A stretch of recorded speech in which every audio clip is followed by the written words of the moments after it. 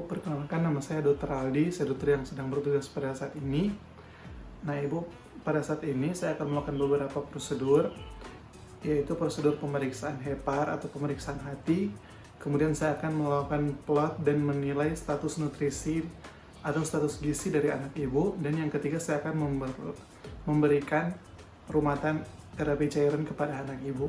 Nah nanti mungkin pada saat prosedur yang akan dilakukan nanti anak Ibu akan merasa kurang nyaman, tapi Ibu tidak usah khawatir karena akan saya lakukan sesuai dengan prosedur, dan untuk alat dan bahannya akan digunakan pun dalam keadaan steril.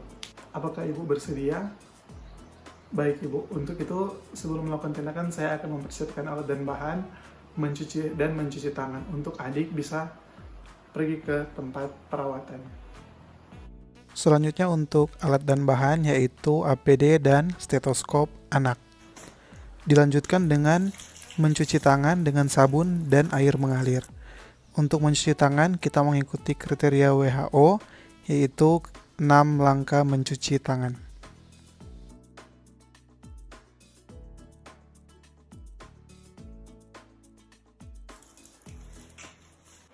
Setelah mencuci tangan dan mempersiapkan alat dan bahan, selanjutnya saya akan berdiri di sebelah kanan pasien. Selanjutnya memakai sarung tangan dan masker. Nah, pada pemeriksaan yang pertama ini kita akan melakukan pemeriksaan yaitu inspeksi.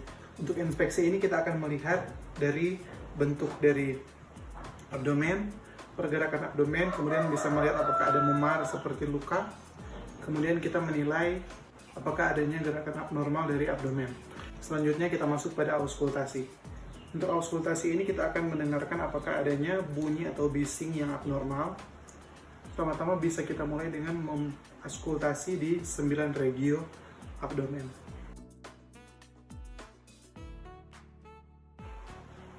Kita akan mendengar apakah ada kelainan pada bising atau tidak.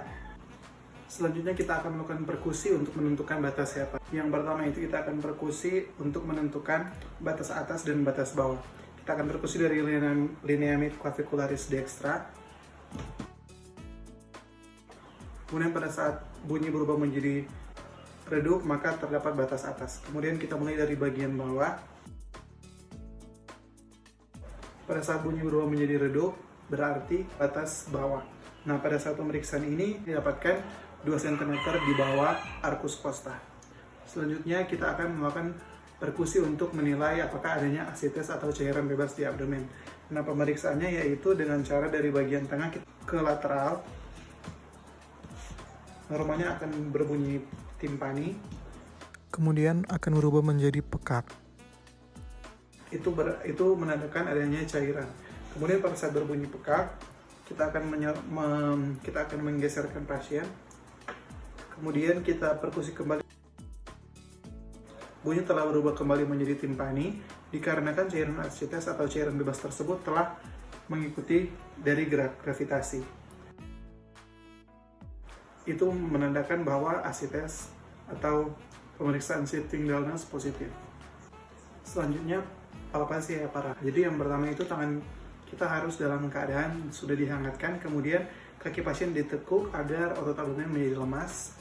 Kemudian kita mempalpasi di sekitar arcus costa ke-12, pasien menarik napas adik, kemudian kita tekan, tarik napas, tekan, tarik napas, tekan. Nah di sini kita akan menilai apakah terjadi perbesaran pada hepar. Nah selain kita menilai pembesarannya, kita juga menilai tepi, apakah tajam atau tumpul, kemudian konsistensinya, apakah keras atau lunak, kemudian kita menilai permukaannya, apakah normal, ada nodul-nodul atau ada massa, kemudian memastikan adanya nyeri tekan atau tidak. Nah, untuk memastikan nyeri tekan ini kita akan dapat melihat dari wajah dari si anak. Nah, selanjutnya pemeriksaan fisik hepar pada anak sudah selesai. Selanjutnya kita akan melakukan plot dan penilaian status gizi anak. Informasi tinggi badan anak yaitu 99 cm, berat badan 12 kg, umur 4 tahun, dan IMT 12,2. Untuk tinggi terhadap umur, bisa dilihat di bawah garis 0 pada garis berwarna ungu menandakan bahwa tinggi anak terhadap umur normal. Selanjutnya untuk berat terhadap umur terdapat di bawah garis -2 menandakan bahwa gizi kurang. Selanjutnya untuk berat terhadap tinggi anak, bisa dilihat berada di garis -2, menandakan bahwa status gizi anak kurus. Selanjutnya untuk IMT terhadap umur bisa dilihat di bawah garis -2, menandakan sekali lagi bahwa status gizi anak kurus. Selanjutnya dengan melihat tabel dari WHO bisa kita simpulkan kembali bahwa panjang terhadap umur itu normal, berat terhadap umur gizi kurang, berat terhadap tinggi kurus, dan IMT terhadap umur kurus. Selanjutnya untuk perhitungan pemberian cairan rumatan pada anak tersebut. Rumus yang digunakan yaitu 1000 mg per kilogram berat badan ditambah berat badan kurang 10 dikali 50 ml per kilogram berat badan. Maka didapatkan 1100 ml per hari ditambah 12% karena demam menjadi 1232 ml per hari. Maka kebutuhan per jamnya dibagi dengan 24 yaitu 52 cc per jam. Kemudian kita konversi ke dalam tetesan makro. Selanjutnya untuk tetesan makronya yaitu 52 dikali 20 dibagi 60, maka didapatkan 17 tetes per menit untuk anak ini. Nah, sesudah kita menilai dan menghitung untuk terapi cairan rumatan yang akan diberikan pada anak, untuk terapi cairan dapat diberikan sesudah itu dengan cara parental. Kemudian setelah memasang infus dan memberikan terapi, pemeriksaan dan perawatan sudah selesai. Kemudian untuk handskun untuk dilepas dan akan dibuang di tempat sampah. Kemudian saya akan mencuci tangan saya kembali dan pemeriksaan sudah selesai. Kesimpulan pemeriksaan. Seorang anak perempuan 4 tahun dengan keluhan demam, diagnosis kerja DBD.